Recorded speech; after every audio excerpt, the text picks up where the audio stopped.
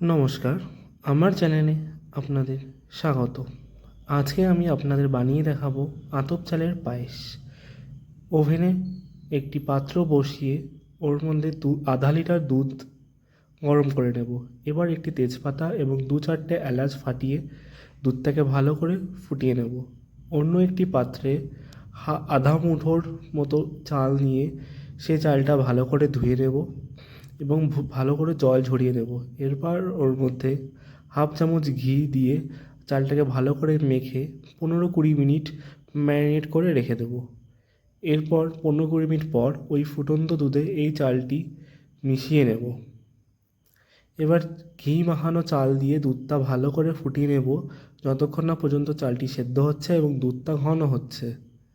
চাল সেদ্ধ হয়ে এলে এবং দুধটা মোটামুটি ঘন হয়ে এলে এবার ওর মধ্যে কিশমিশ আর চিনি পরিমাণ মতো মিশিয়ে নেব।